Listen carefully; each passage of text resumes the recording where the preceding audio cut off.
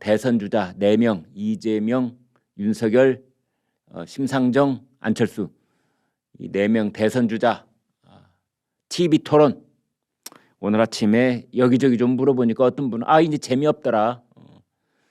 이재명은 어떤 식으로 얘기를 하고 윤석열은 어떤 식으로 얘기를 하고 뭐 다 이제 알게 되니까 그리고 거기서 새로운 얘기가 나오는 것도 아니고 이미 다 나왔던 얘기가 나오고 그러니까 뭐 이제는 뭐 안 봐도 될 것 같아 이런 분들도 있는가 하면은 또 열심히 계속 보시는 분도 있고 이제 그런 상황입니다. 여러분 어제 TV 토론 보셨습니까? TV 토론 자체로는 3번째고 법정 토론은 첫 번째인 앞으로 2번 토론이 더 남아 있습니다. 이번 주 금요일 날 있고 다음 주 3월 2일 날 5일 간격으로 그렇게 있는데요.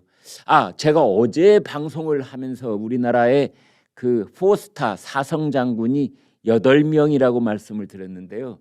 그거 고쳐서 다시 수정해서 말씀드리겠습니다. 7명입니다. 그 이유는 1군 사령관, 3군 사령관 이 다 사성 장군 4스타였는데요. 그 연전에 이 1군과 3군이 통합이 됐습니다. 네, 그래서 사성 장군 자리가 하나 없어진 거지요. 그래서 다시 한번 요약을 해드리면은 합참의장, 육해공 참모총장, 그 다음에 한미연합사 부사령관, 그 다음에 1군하고 3군을 통합을 해가지고 지상작전사령관, 그 다음에 제2작전사령관 이렇게 해서 이제 7명이 사성장군 그렇게 고쳐서 말씀드리겠습니다. 어제 TV 토론 이 대선 주자 4명의 TV 토론 딱 핵심 단어 2개만 제가 말씀드리겠습니다. 핵심 단어 2개만. 하나는 기축통화국. 이거 오늘 아침에 뭐 온통 화제입니다. 기축통화국. 우리나라가 드디어 기축통화국. 기축통화국이라고 하는 것은 국제적인 결제 수단으로 우리의 원화, 신사임당 그려진 이 5만 원짜리 원화가 세계 어디에선 가서 쓸 수 있다 그런 뜻이 되는 거죠. 우리가 무역을 해서 뭐 물건을 들여오고 내다 팔고 할 때도 이제 원화로 결제하고 이게 기축통화입니다. 돈이 필요하면 우리 한국은행이 막 찍어내가지고 쓸 수 있는 기축통화국 그 얘기를 이제 이재명 후보가 해서 기축통화국에 관한 얘기가 또 오늘 또 막 계속 굴러가고 있고요. 그 다음에 이제 이재명 게이트. 어제 이야기의 흐름을 제가 거의 뭐 외우다시피 했는데요. 그 흐름을 그냥 간단하게 말씀을 드리겠습니다. 핵심 포인트만 말씀을 드리겠습니다. 한 말을 그대로 옮기지 못한 부분이 있는 거는 양해를 해 주십시오. 포인트가 6단계로 되어 있습니다. 6단계. 그러니까 각 후보들은 아마도 상대의 허점을 찔러가는 그 핵심 포인트를 다 준비를 했는데 그걸 경제 문제와 연결시키는 그런 토론 전략을 짰던 것 같아요. 그걸 제일 먼저 들고 나온 사람이 이재명. 이 이재명은 뭘 이제 윤석열을 공격하고 싶었던 거냐? 그 윤석열 후보가 왜 한 신문하고 인터뷰에서 문재인 정권의 적폐 수사도 수사해야 된다는 얘기를 했지 않습니까? 이게 이제 일부 친문 지지자들로부터 반발을 사고 있다는 것을 이용을 하자 했던 모양입니다. 그래서 그 이재명이 거기에 적용된 논리는 뭐냐? 적폐 수사를 하면 우리나라에 또다시 갈등 구조가 생기고 갈등 구조가 생기면 민주주의가 위기를 맞고 민주주의가 위기를 맞으면 경제적 위기가 찾아온다. 맨 마지막을 이제 경제 쪽으로 아무튼 어떻게든 끌어다 붙이긴 했는데 이 적폐 수사 이것이 경제 위기다. 이렇게 이제 얘기를 하는 겁니다. 중간 단계를 한 2개 거친 다음에 적폐 수사는 경제 위기다.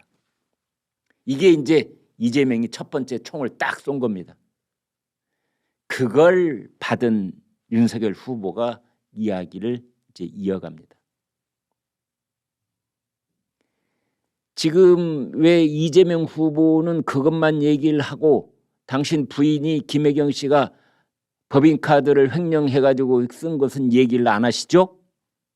법인카드 횡령 사건을 제대로 조사하고 수사하는 것이, 그것이 우리 국민들로 하여금 일할 맛이 나게 만드는 거고, 그게 경제 발전의 기초다, 이렇게 얘기를 한 겁니다. 그러니까 윤석열 후보 쪽에서는, 이제 윤석열 후보는 경제 발전의 기초는 김혜경의 법인카드 횡령 사건을 철저하게 조사하는 것이다. 왜 그 얘기는 빼뜨리느냐? 이렇게 이제 역공을 이재명한테 취하는 거죠.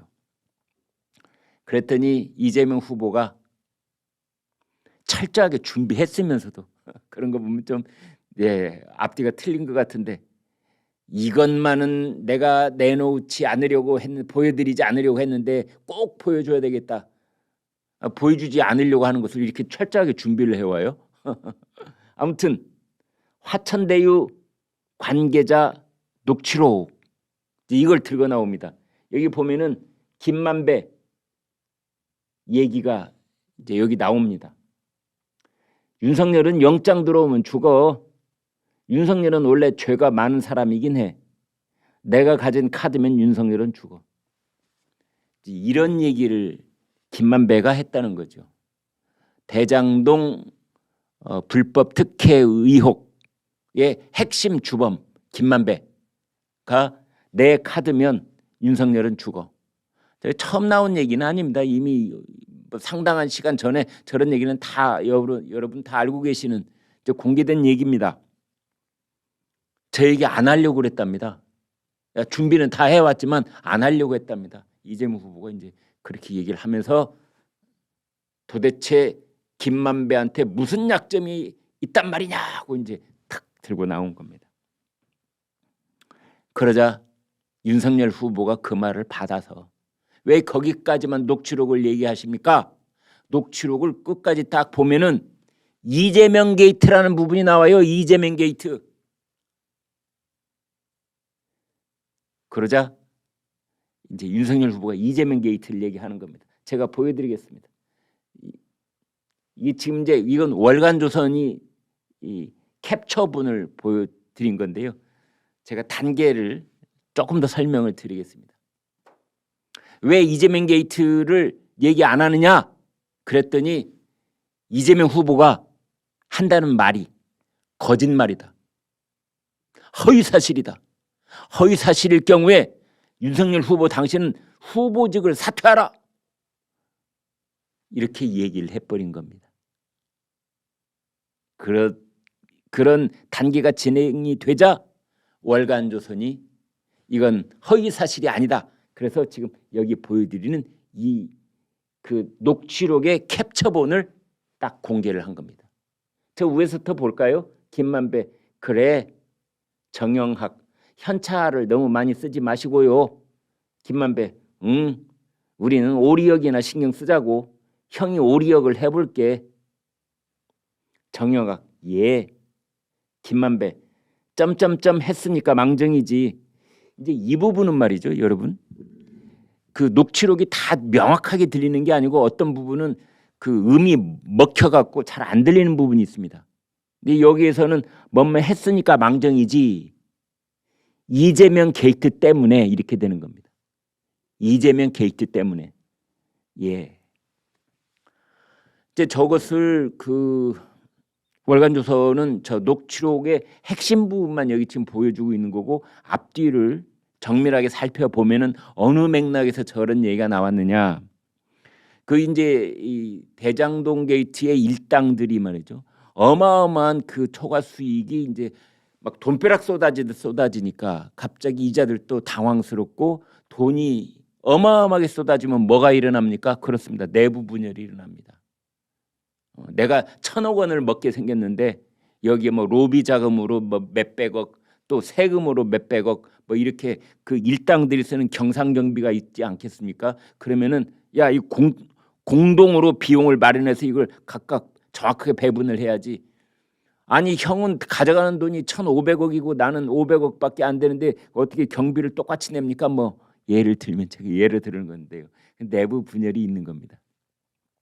그러니까 그 세금을 내는 문제, 공동경비를 이제 어떻게 계산할 것인가 문제 등등을 얘기를 하면서 돈 문제를 얘기하면서 이게 이재명 게이트로 비화가 된다. 이제 그런 식으로 얘기를 했다는 거지요. 그러니까 그 일당들끼리는 서로 대화 중에 구체적인 뭐 얘기를 세세하게는 말하지 않았지만 서로 이심전심으로 서로 공통된 인식은 뭐냐? 이 대장동의 불법 초과이익 혜택, 이것은 그 본질과 성격이 이재명 게이트다. 왜? 대장동과 관련된 모든 것의 핵심 인물이 이재명 성남시장이다. 이런 것들을 물론 이재명 후보는 부인을 하고 있지만 적어도 그 대장동 게이트의 일당들, 김만배, 정영학, 뭐 남욱, 뭐 유동규 이런 자들은 다 그런 공통된 인식을 갖고 있었다. 그 불법 초과 이익 환수를 하지 않은 것, 그것의 핵심적 역할은 이재명이다. 그래서 이건 이재명 게이트다. 이런 말이 앞뒤 설명 없이 그냥 툭 나오고 정영학이 예 할 수 있는 것은 설명을 굳이 하지 않아도 지금 김만배가 무슨 얘기를 하고 있는지 정영학은 충분히 알아들었다는 뜻이다. 이런 해석을 월간조선은 하고 있는 겁니다. 자, 이제 이런 사건이 그 어제 저녁에 쫙 일어난 겁니다. 처음에는 적폐 수사로 선빵을 날리려고 했던 이재명 후보에 대해서 왜 그것만 얘기합니까? 법인카드 횡령도 얘기해야지. 그것이야말로 경제 문제 아닙니까? 그랬더니 이재명이가 이번에는 이제 판넬 들고 나와서 김만배가 했다는, 내가 카드 까면 윤석열은 죽어, 그 얘기를 했다니까 이제 윤석열 쪽에서는 그 얘기까지만 왜 이 얘기를 하고 녹취록 뒷부분에 보면은 이재명 게이트라는 부분이 나오는데 왜 그 얘기는 안 하셔? 그러니까 이재명이가 이번에는 뭐라고 하느냐? 만약 그게 허위 사실이면 후보직을 사퇴하시오. 그리고 이제 윤석열을 몰아치는 겁니다. 그랬더니 월간조선이 이건 거짓이 아니라 진실입니다라고 녹취록의 캡처본을 딱 공개를 합니다. 이 6단계. 그래서 코너에 몰린 사람이 이재명. 이재명 후보의 결정적인 실수는 뭐냐? 이것을, 이 녹취록을, 이재명 게이트란 말이 김만배 입에서 나왔다는 것을 거짓말이다, 허위사실이다, 윤석열 당신은 사퇴하라, 이 얘기를 한 겁니다. 그 자기가 사퇴하라라고 한 말은 고스란히 부메랑이 되어서 본인에게 돌아오는 겁니다. 만약 이 사실관계에 있어서 이걸 잘못 알았거나 허위로 상대를 공격한 사람이 이재명이면 자기가 했던 말 그대로 사퇴해야 할 사람은 이재명이 되는 건 아니겠습니까? 아니, 저는 그냥 상식적으로 보통 사람의 논리면 논리대로 그대로 얘기를 해본다면 상대편 보고 거짓말이면 사퇴하라 했다면 상대편이 정말을 얘기하고 내가 몰아붙였던 게 거짓말이었네. 그럼 본인이 사퇴해야죠. 이 정도의 논리는 초등학생도 다 알고 있는 겁니다. 어떻게 보면 자승자박이 될 수 있는 말을 이재명 후보는 몇 발짝 뒤에 어떤 일이 벌어질지를 모르고 아마 이재명 게이트에 대해서 그 선거 캠프에 있는 참모들로부터 충분한 설명을 듣지 못했던 것 같아요. 그러니까 저런 얘기가 나오니까 이것도 허위 사실, 거짓말 이래서 몰아붙여서 후보 사퇴하시오 이렇게 하면은 이제 그 정도로 넘어갈 수 있을 거라고 생각했는지 거기까지 얘기를 해버린 겁니다. 그러자 이제 그게 어제 밤새워서 화제도 되고 오늘 아침에도 화제가 되니까 이재명 민주당 대선 후보의 선거대책위원회의 강훈식 전략기획본부장, 강훈식 의원입니다.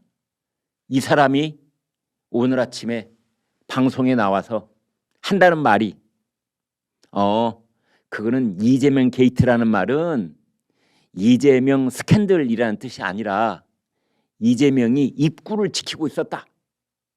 잘못된 서류가 결제되는가 싶어서 또는 대장동과 관련돼서 뭔가 그 불법적인 음흉한 이런 세력들이 끼어들까 싶어서 길목을 턱 관우장군처럼 지키고 있는 자가 있었으니 그게 이재명이었다. 이래가지고 또 한 번 지금 난리가 났습니다. 난리가 났습니다. 여러분 다 아시는 것처럼 어떤 말에 게이트라는 말을 붙이는 그 유래는 그렇게 오래된 건 아닙니다. 미국의 닉슨 대통령 사임을 몰고 온 워터게이트. 워터게이트 사건 다 기억하시지요? 워터게이트라는 건물이 있는데 그 고유명사입니다. 워터게이트라는 건물이 있는데 거기에 도청 장치를 하러 들어갔다가 발각이 된 사건. 이게 워터게이트입니다. 그 뒤로 그 건물 이름 앞에 붙었던 워터를 떼어낸 다음에 뒤에 게이트만 살아남은 겁니다. 가령 어떤 유명인사가 아주 더러운 성추문에 걸렸다. 그러면 그걸 뭐라고 부르냐면은 지퍼게이트. 남자 바지 앞섭을 내린다 이런 뜻으로 지퍼게이트. 한국과 관련된 뭐 로비 문제 뭐 이런 것 관련된 사건이 워싱턴 정가에 크게 터지면 코리아 게이트. 이건 말고도 맞습니다. 숱한 게이트들이 있는 거죠. 그래서 대장동 게이트라고 저희가 했던 거고.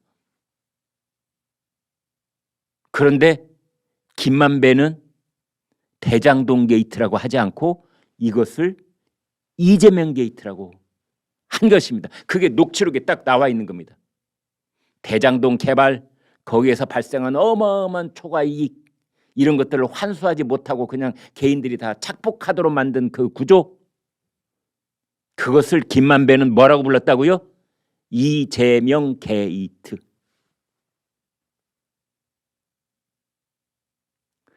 우리는 대장동 게이트라고 언론은 보도하고 이 방송도 하고 있었는데 정작 이재명 일당들은 이것을 이재명 게이트라고 본 것입니다. 민주당과 이재명 후보 캠프에서 봤을 때는 폭탄이 떨어진 거지요.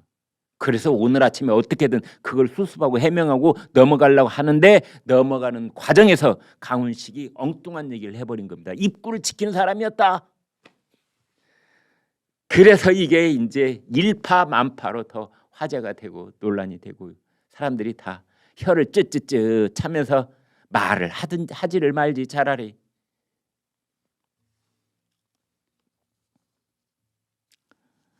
그러고 있는 상황입니다.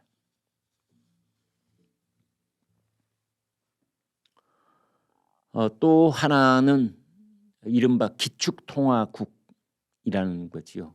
기축통화, 키커런시. 기축통화 이제 국제결제에서 나라와 나라 사이에 A 나라 국민과 B 나라 국민 사이에 뭐 물건이 오고 가고 돈을 지불해야 될 경우에 그 기축통화라고 서로 이제 인정하는 그 통화로 결제를 할 수 있다. 이게 기축통화입니다. 지금 뭐 달러죠, 달러.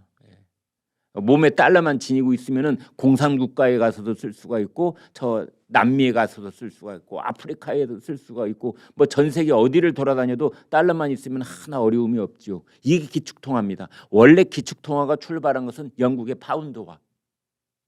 영국이 전 세계를 지배했던 해가 지지 않는 나라 거기에 있던 통화가 기축통화. 엘리자베스 여왕의 얼굴이 그려져 있는.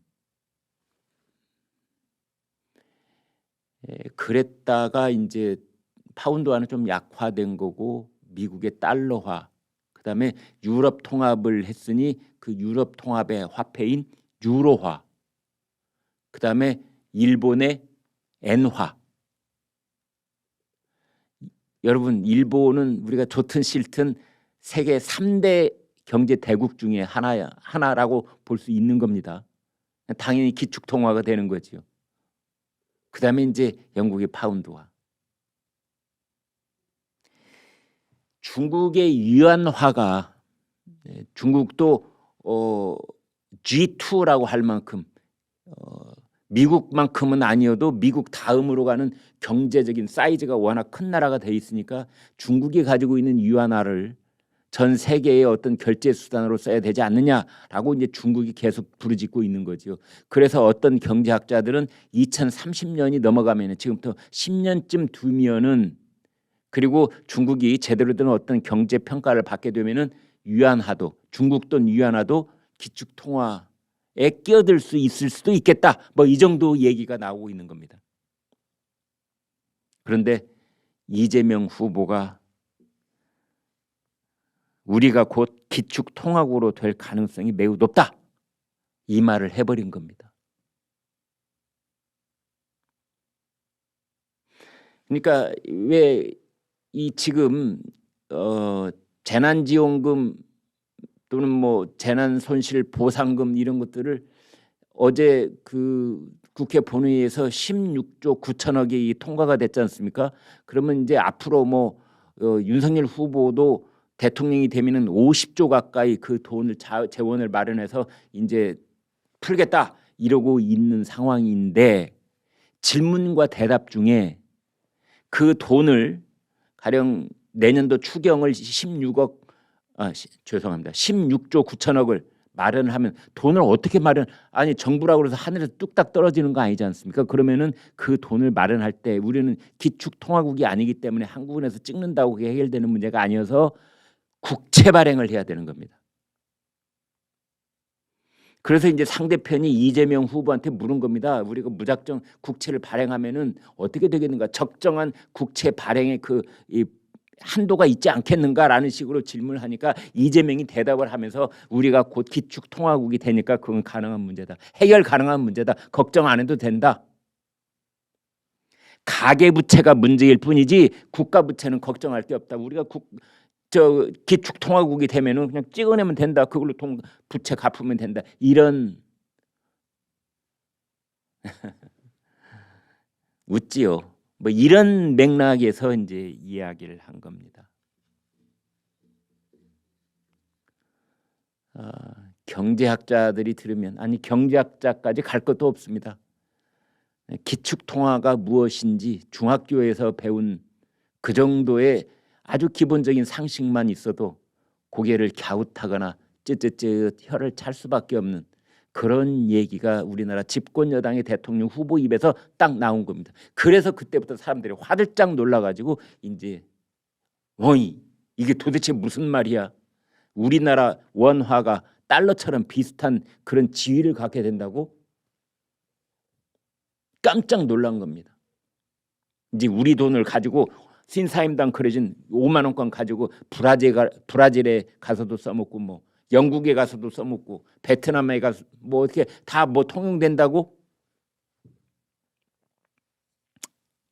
물론 동남아시아권에서 일부 우리 원화를 가지고 가도 물건을 살 수 있는 곳이 더러 있다고는 들었습니다. 뭐 태국에 가서 마사지를 받는데 원화를 내면 원화도 받아준다 이런 얘기도 있기는 있습니다만은 그거 가지고 기축통화의 가능성이 열려 있다. 그런 건 물론 이재명 후보도 그런 식으로 얘기를 하려고 했던 건 아닌 것 같아요. 우리나라 경제 사이즈가 세계 10위권에 들어있기 때문에 우리나라 돈도 이제는 전 세계 어디에 가도 쓸 수 있는 그런 시대가 올 수 있을 것이다 라는 얘기를 한 것이라고 뭐 그렇게 이해를 해주고 싶습니다. 이준석 국민의힘 대표가 이런 말을 했습니다. 국가 부채를 해결하기 위해서 우리나라를 기축통화국으로 만들겠다는 이야기를 들으니 정말 가슴이 웅장해진다. 한껏 조롱하고 이제 비웃는 그런 말을 반어법적으로 한 것이죠. 우리도 기축통화가 된다니 가슴이 웅장해진다. 원희룡 국민의힘 정책본부장은 이렇게 말했습니다. 이재명 후보님, 우리나라가 곧 기축통화국이 된다고요? 경제 멘토인 최백운 교수가 그러던가요? 아니면 김어준 씨가 그러던가요? 또 조롱하고 있습니다. 박민영 국민의힘 청년 보좌역은 이렇게 말했습니다. 민주당에서 이재명 후보의 곧 우리나라도 기축통화가 된다는 발언이 전경련의 보고서를 참고한 거라고 해명했다. 이재명은 그렇게 기축통합이 될 가능성이 있다라고 말하고 넘어갔는데 이게 논란이 되자 민주당 선거 캠프에서 해명을 한 겁니다. 그것은 뭐냐면은 전경련의 보고서를 참고한 것이다. 이제 여기까지 얘기하면 뭐가 두루뭉술 얼렁뚱땅 넘어갈 수 있을 거라고 생각을 한 모양입니다. 그런데 국민의힘에서 딱 다시 한번 확인을 해본 겁니다. 전경련 보고서에 정말로 기축통합 얘기가 나오나 봤더니 그게 아니고 전경련에서 언급한 것은 IMF의 특별 인출권 (Special Drawing Rights) SDR에 대한 이야기로 기축통화와는 전혀 무관하다. 전혀 무관하다. 민주당은 그 다음 얘기를 못하고 있습니다. 기축통화, 저도 경제학자는 아닙니다만 그 아침에 좀 이것저것 찾아봤더니 기축통화국이 되려면, 기축통화를 발행할 수 있는 나라가 되려면 일단 그 나라의 영향력이 전 세계에 미친다. 이렇게 돼야 됩니다. 그러면 우리나라가 전 세계에 영향력을 미칠 수 있는 게 뭐가 있겠는가? 군사력 혹은 뭐 외교력, 이제 이런 게 있어야 된다. 이렇게 볼 수 있는 거죠. 그 다음에 두 번째로는 막대한 양의 금을 보유하고 있어야 됩니다. 그래서 우리나라 기축통화 신사임당의 얼굴이 그려진 5만 원권이 세계 어느 나라에 가 있더라도 그것의 본질적인 값어치인 금으로 바꿔주세요 라고 했을 경우에 염려하지 마시오. 우리나라에 금이 이만큼 있어. 제가 말을 너무나 아주 낮은 단계에서 말씀을 드리는 것 같아서 죄송합니다만, 그 다음에 기축통화국이 되면은 막대한 무역 적자가 발생을 합니다. 그것을 견뎌낼 수 있어야 됩니다. 우리나라는 무역으로 먹고 사는 나라지요. 그런데 지금 뭐 무역 적자가 계속되고 있어서 오늘 아침 뭐 지금 비상 상황이 됐다 이런 뉴스가 계속 나오고 있지 않습니까? 그런데 그 정도가 아니라 엄청난 무역 적자를 견뎌내는 그런 이 경제 체질과 뭐 구조가 있어야만 기축통화국이 될 수 있는 것입니다. 네 번째로는 금융 허브 또는 첨단 금융 시스템이 완비된 나라여야 됩니다.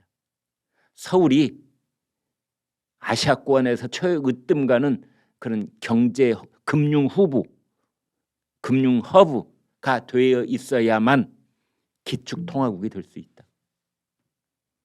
이제 그런 얘기들이 있는데 이재명 후보가 정말 너무도 과감하게 우리나라의 나라빚 국채를 해결하는 것은 기축통화로 해결할 수 있다. 우리가 곧 기축통화국이 된다. 국민들한테 희망 섞인 이야기를 하는 건 좋지만 현실적인 얘기를 해야 되는 게 아니냐. 이제 그런 겁니다. 그러자 몇몇 사이트에서 아주 이제 패러디를 하고 있는데 정말 기축통화국이 아니라 가축통화국이다. 가축통화국. 그 내용 읽어드릴까요? 가축통화국. 오른쪽에 여기 있습니다. 저 위에 돼지가 있죠. 퍼펙트 텍스. 가축통화국. 대장동처럼 자기 사람들 돈 벌게 해주고 서민들 등골 빼먹어 집 없고 돈 없게 만들어서 국가에 의존하게 가축처럼 키우려는 거 아니겠습니까? 부동산 실패한 여당의 말은 못 믿겠습니다. 가축통화국이다. 기축통화국이 아니다.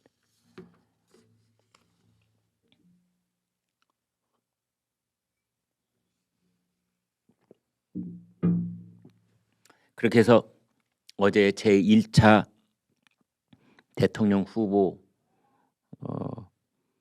법정 TV 토론이 끝났습니다.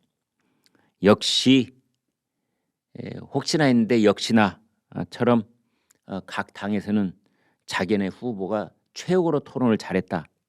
상대편은 엉터리였다. 뭐 이런 평가가 나왔습니다. 먼저 민주당 쪽을 볼까요?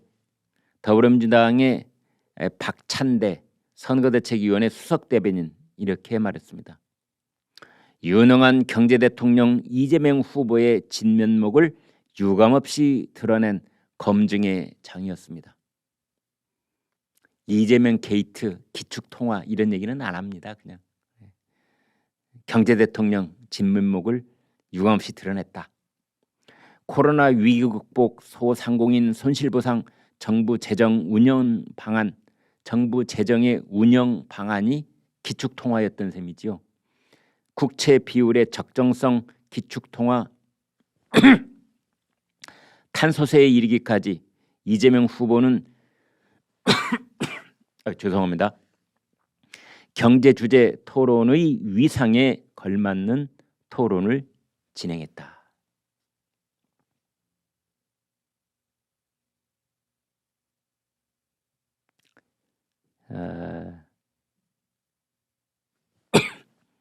거기까지만 얘기하면 좋을 건데 다음 얘기를 또 합니다.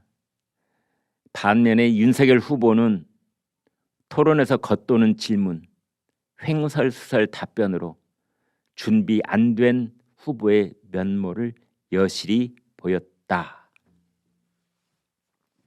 민주당의 논평이긴 합니다만 자기네 이재명은 한껏 그 무결점 후보인 것처럼 이렇게 추켜세우고 라이벌인 윤석열 후보는 횡설수설 겉도는 질문, 준비가 안 된 사람. 선거 캠프가 한 가지 오해를 하고 있는데 이런 식의 논평을 내면은 자기네 후보에게 도움이 될 거라고 생각하는 게 큰 착각입니다. 좀 야비해 보이고 교만해 보이는 겁니다. 이런 논평이. 왜? 국민들도 그 토론 다 지켜봤는데. 그래서 국민들 마음속에 점수가 다 있는데. 그런데 자기네 후보는 100점, 상대편은 0점. 그러면 그게 수긍을 하겠습니까? 물론 국민의힘에서도 비슷한 논평이 나왔습니다. 국민의힘 선거대책본부 이양수 수석 대변인의 논평을 말씀드리겠습니다. 오늘 TV 토론은 무너진 경제를 살릴 적임자가 누구인지 확인시킨 토론이었습니다. 공정과 상식에 입각하여 부정부패를 막고 불공정한 체계를 공정하게 바로잡아야만 무너진 민생을 회복할 수 있습니다. 오늘 토론에서 윤석열 후보는 우리 국민들이 새로운 희망을 꿈꿀 수 있는 비전과 함께 구체적인 실천 방안을 제시했습니다. 그리고 국민의힘도 이재명 후보를 찍어내립니다. 반면 오늘 토론에서 이재명 후보는 토론 준비가 안 된 동문서답식 태도와 고압적 자세로 정작 불리한 문제에는 답변을 회피했습니다. 도찐 개찐 비슷한 측면이 있어 보이긴 합니다만 아무튼 그 민주당 쪽에서의 논평은 윤석열 후보가 횡설수설했다는 거고 국민의힘 논평은 이재명 후보가 동문서답을 했다. 근데 이 강도를 보면은 더불어민주당의 논평이 조금 더 이 말이 굉장히 세게 나가 있습니다. 우리 후보가 최고로 잘했고 상대편은 정말 너무 목불이 인견이었다. 못 봐줄 지경이었다. 참 어떤 그 논평 전략이라고 할까요? 논평 하나로 국민들의 눈길을 끌고 국민들에게 공감을 얻고 그런 논평이 충분히 고민을 하면 있을 텐데 그런 거 다 어디로 쓸어내 버리고 그냥 원색적으로 상대 후보 비난하고 우리 후보 칭찬하고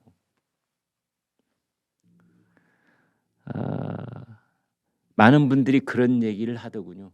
어제 TV 토론을 지켜본 국민들은 사실은 어떤 후보가 더 공격력을 갖추었느냐, 수비 능력을 갖추었느냐, 얼마나 날선 질문을 속 시원하게 잘 던졌느냐 그런 걸 보는 것 같지만 사실은 유권자들께서는 그 TV 토론에 나서 있는 후보의 진정성, 태도 이런 걸 본다는 겁니다.